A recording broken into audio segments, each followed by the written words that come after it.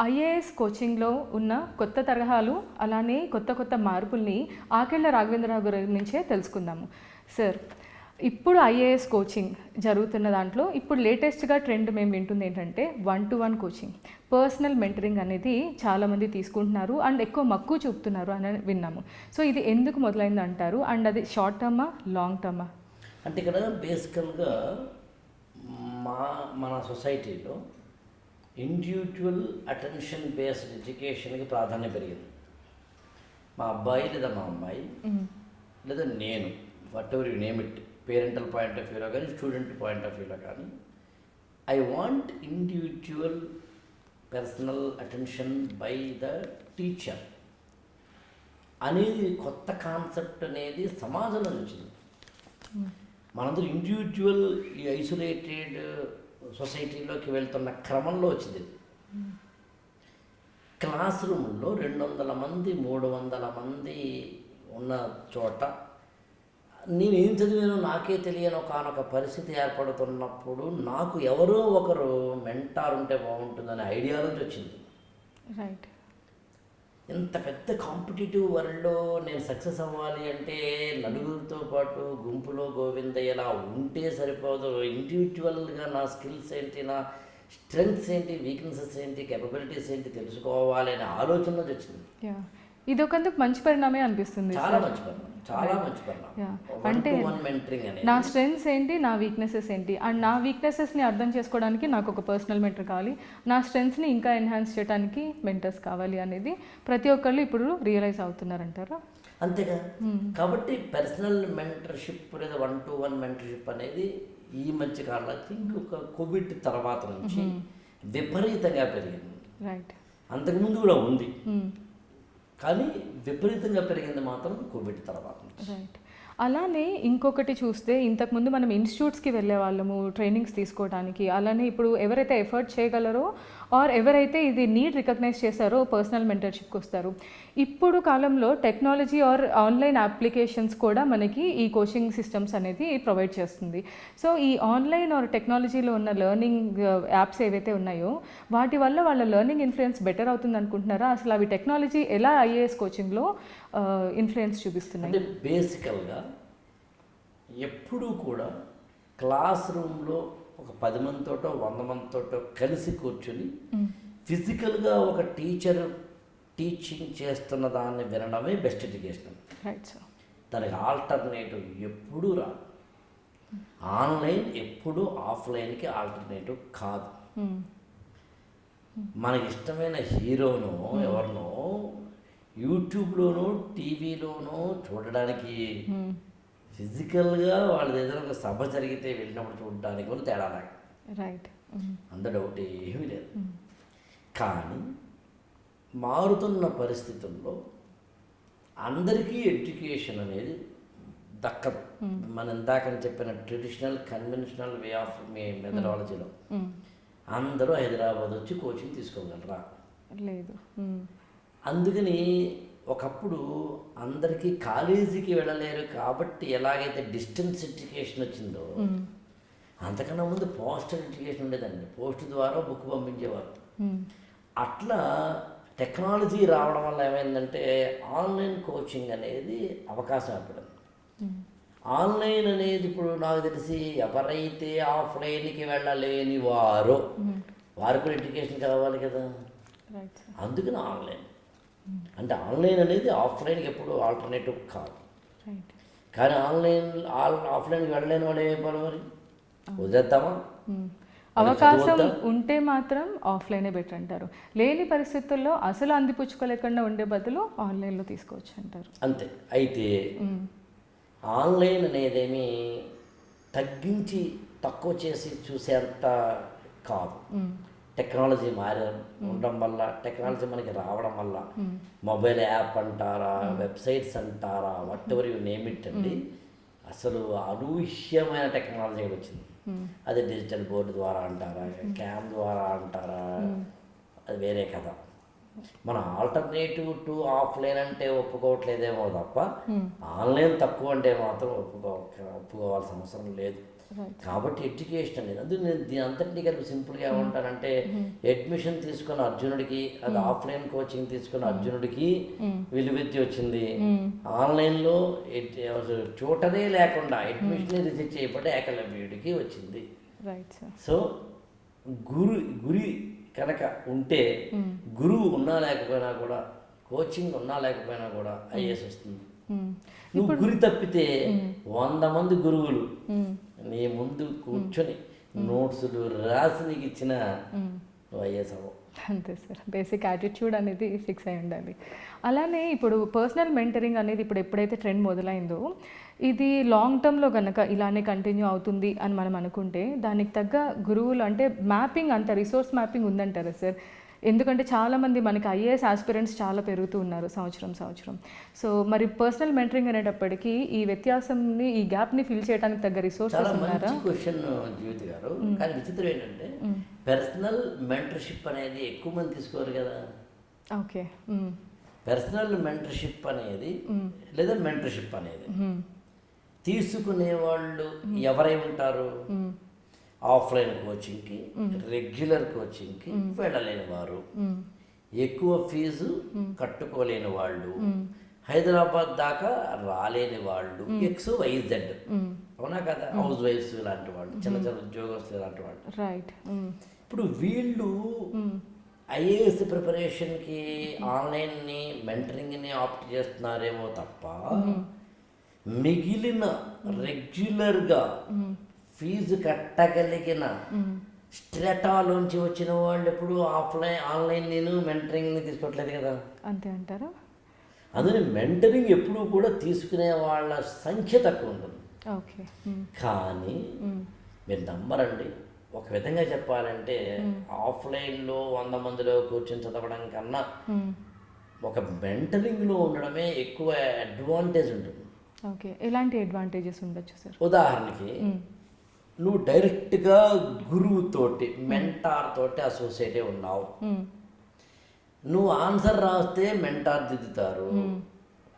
నువ్వు మొన్న రాసిన ఆన్సర్ ఇవాళ రాసిన ఆన్సర్కి వ్యత్యాసాన్ని మెంటార్ చెప్పగలుగుతారు.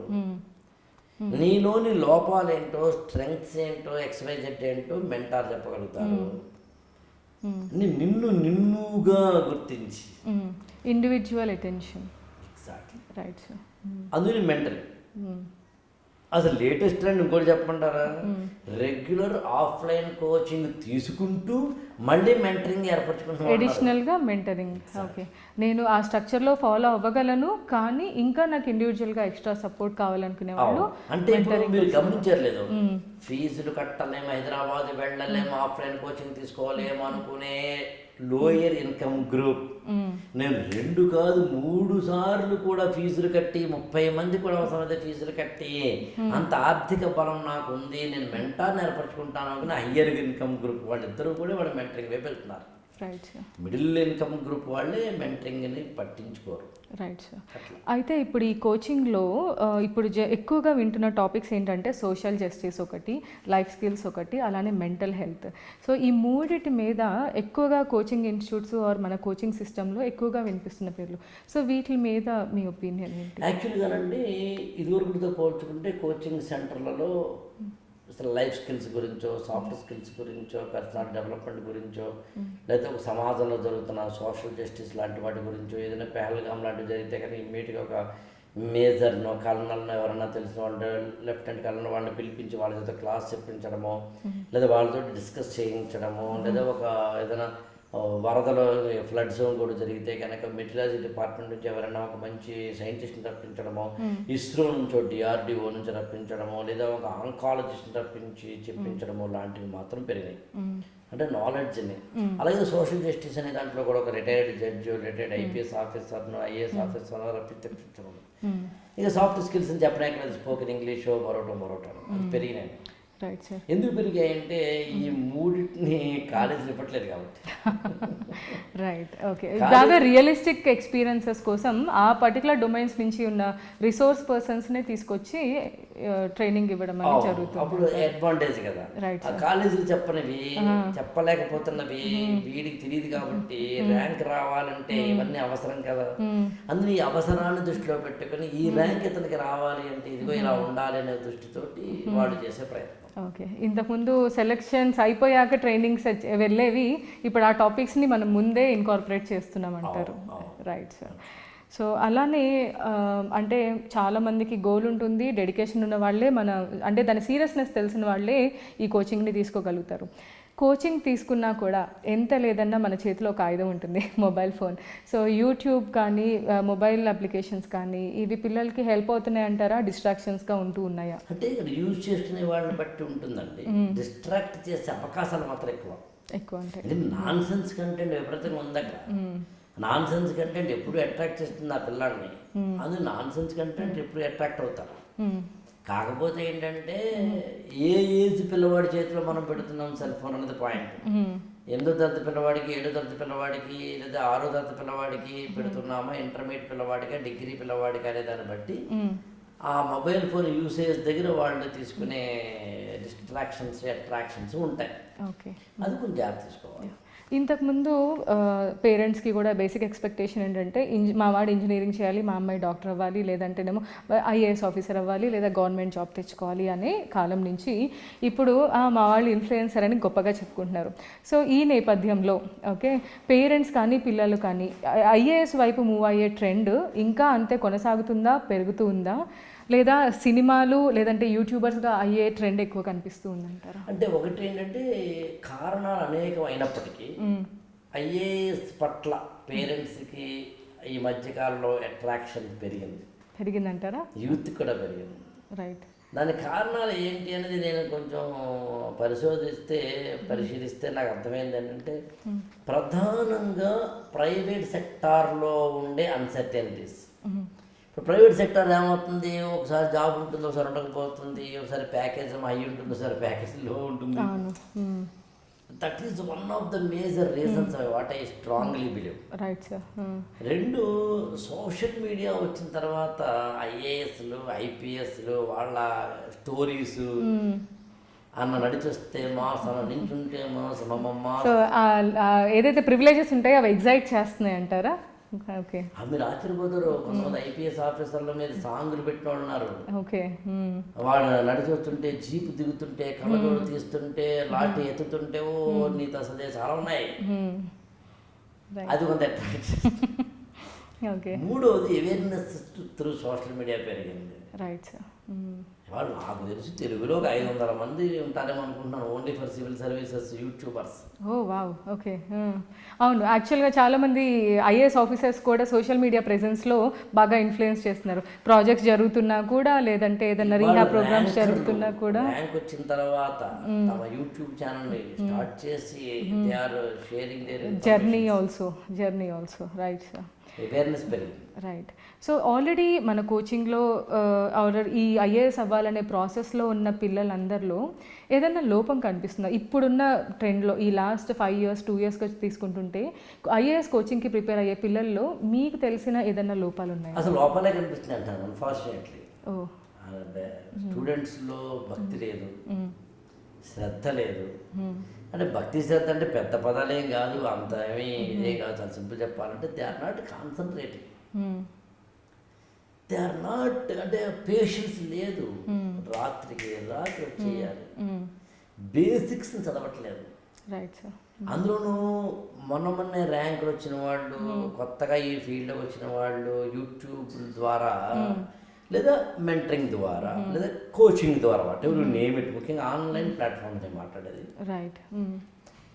బేసిక్స్ చదవాల్సిన అవసరం లేకుండా చిన్న చిన్న ట్రిక్స్ తోటి ఐఏఎస్ అవ్వడం అనే దానికి సంబంధించి ప్రయత్నం చేస్తున్నారు. రైట్. అది రాంగ్. యాక్చువల్గా ఐఏఎస్ అది కుదరదు. అవును, కాంప్రిహెన్సివ్ నాలెడ్జ్ లేకుండా ఇది ఏదో కాంపిటేటివ్ ఎగ్జామ్ లాగా టిప్స్తో అయ్యే అవ్వదు, ఇది కాదంటారు. ఎప్పటిగా కాంప్రహెన్సివ్ నాలెడ్జ్ ఉండాలి. Right sir. So comprehensive knowledge ఉండే ఒక పరిస్థితి ఆ స్టూడెంట్ ఉండాలి అంటే బేసిక్ ఎన్సీఆర్టీస్ మొదలుకొని మెల్లగా ప్రిపరేషన్ చేసి స్ట్రాంగ్ ఫౌండేషన్ వేసుకోవాలి. అది లోపిస్తోంది. రైటింగ్ స్కిల్స్ అసలు లేవుగా. ఇప్పుడు అందరూ సెల్ ఫోన్లో టెక్స్టింగే కదా, అందులో they are not able to right.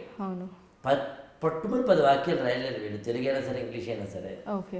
అది లోపిస్తోంది. అన్నిటికన్నా ఇంపార్టెంట్ లిజనింగ్ స్కిల్స్ తగ్గిపోయినాయిగా. రైట్.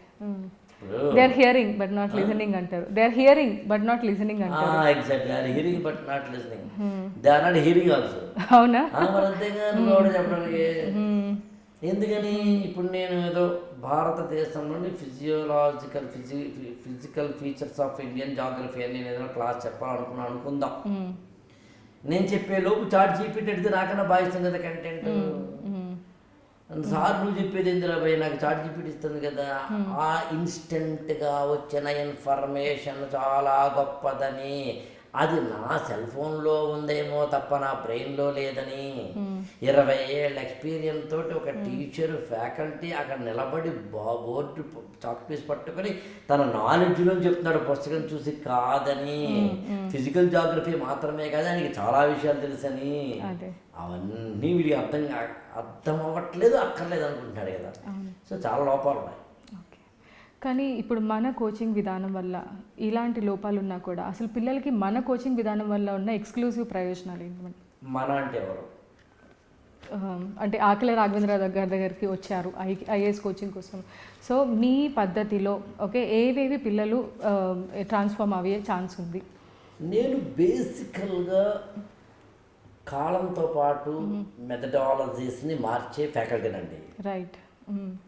నేను 20 ఏళ్ళ కిందట 15 ఏళ్ళ కిందట ఎలాగైతే క్లాస్ చెప్పానో ఇప్పుడు అలాగే చెప్పడం అనేది జరగదు. రైట్. ఐ చేంజ్ మై, అంటే నా ఎమోషన్స్, నా మెంటాలిటీస్, నా ప్యాటర్న్స్ అలాగే ఉంటాయి. రైట్. బట్ కాలానుగుణంగా మార్చడంలో మాత్రం నేను ఎప్పుడు నెంబర్ 1 అడ్వాన్స్. నాకు నేను తర్వాత కంపారిజన్ కాదు. దాన్ని మీకు చాలా సింపుల్గా చెప్తాను. ఒక స్టూడెంట్కి ఆఫ్లైన్తో పాటు ఆన్లైన్ కూడా ఇవ్వాల్సిన అవసరం వచ్చిందని నేను 2014లోని గుర్తించాను. 2014 అంటే ఇవాళ మనందరం మాట్లాడుతున్న దానికి 11-10 సంవత్సరాల కిందట. అది నేను ఫస్ట్ స్టార్ట్ చేసింది 2014లో ఆన్లైన్లో కోచింగ్ ఆఫ్లైన్తో పాటు.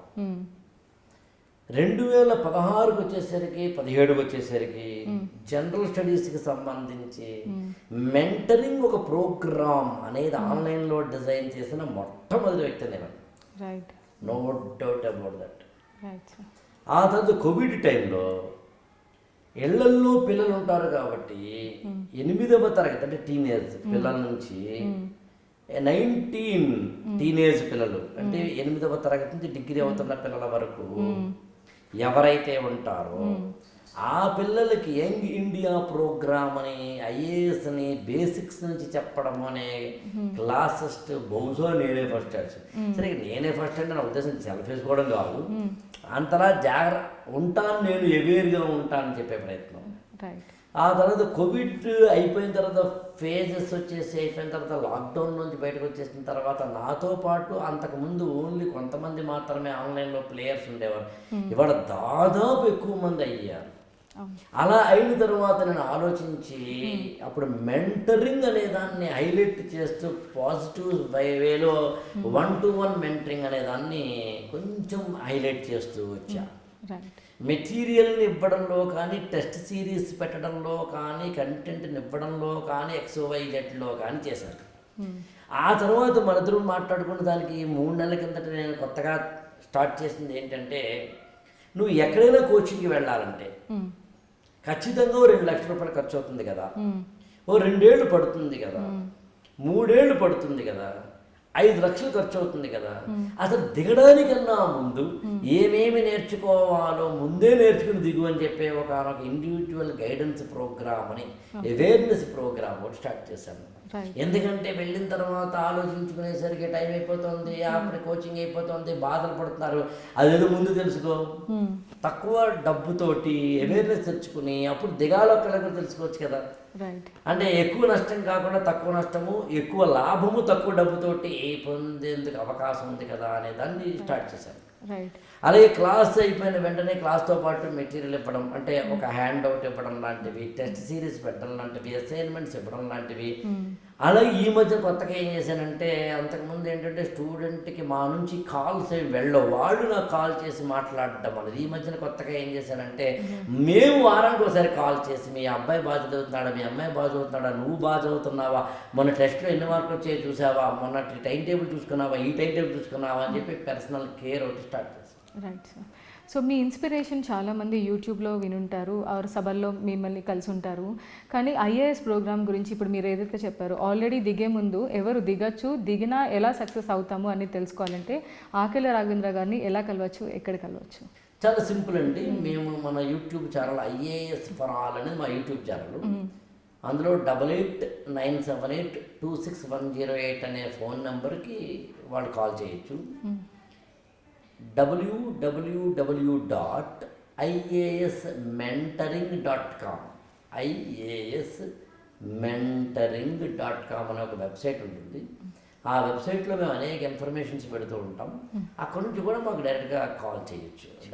వాట్సాప్ కాల్ కానీ, వాట్సాప్ ఇన్ఫర్మేషన్. రైట్. సో చాలామంది ఇప్పుడున్న అంటే జెన్జీ కిడ్స్ ఎవరైతే అనుకుంటున్నామో వాళ్ళకి అంటే they are pro in the regular things, okay, కానీ ఎడ్యుకేషన్కి వచ్చేటప్పటికి కొంత కమిట్మెంట్, అటెన్షన్ లెవెల్స్ చాలా తక్కువ అనేది. సో ఇలాంటి వాళ్ళు కూడా ఐఏఎస్ అంటే దాని ప్రాసెస్ చాలా కష్టము, చాలా గంటలు స్పేర్ చేయాల్సి ఉంటున్న సిచ్యువేషన్ కాబట్టి అలా పేషెన్స్, అటెన్షన్ లెవెల్ తక్కువ ఉన్న వాళ్ళు కూడా అసలు కన్సల్టింగ్ తీసుకొని మేము చేయగలుగుతామా అని కన్సల్ట్ అవ్వచ్చా? అంటే ఇక్కడ ఏంటంటేనండి, నేనేమంటానంటే అసలు పేషెన్స్ లేకపోతే కనుక కాన్సన్ట్రేషన్, మెమొరీ, తెలివితేటలు వీటన్నింటినీ డామినేట్ చేసేది ఒకటి ఉంటే ఐఏఎస్ అవుతారు. ఏది సార్? అదేంటంటే అవ్వాలనే కోరిక. రైట్. ఆ అవ్వడానికి కన్సిస్టెంట్ ప్రిపరేషన్. రైట్. అవ్వాలనే కోరిక నిన్ను నిరంతరము ప్రిపరేషన్ ఉంచుతుంది. రైట్. కన్సిస్టెంట్ ప్రిపరేషన్ నిన్ను నిరంతరము అప్డేటెడ్ నాలెడ్జ్ వైపు నడిపిస్తుంది. నాకు అవ్వాలంది సార్ అని చెప్పి 100 యూట్యూబ్ వీడియోలు చూసేసి రాత్రి పడుకుంటే అవ్వవు. నేను 100 పుస్తకాలు చదివి అవుతానంటారా అని అన్నా అవ్వవు. అందులో ఈ రెండు బ్లెండింగ్ ఎవరికి ఉంటే వాళ్ళు అవుతారు. You should have that burning desire. అవ్వాలనే కోరుకుంటాను, ఎలాగైనా అవ్వాలనే కోరుకుంటాను. Right. Thank you so much sir. IAS prepare అయ్యే చాలామందికి అండ్ అవ్వాలా లేదా అనే క్వశ్చన్తో ఉన్న చాలామందికి ఈ టాక్ చాలా హెల్ప్ అవుతుందని అనుకుంటున్నాము. Thank you very much once again. Thank you so much. Thank you.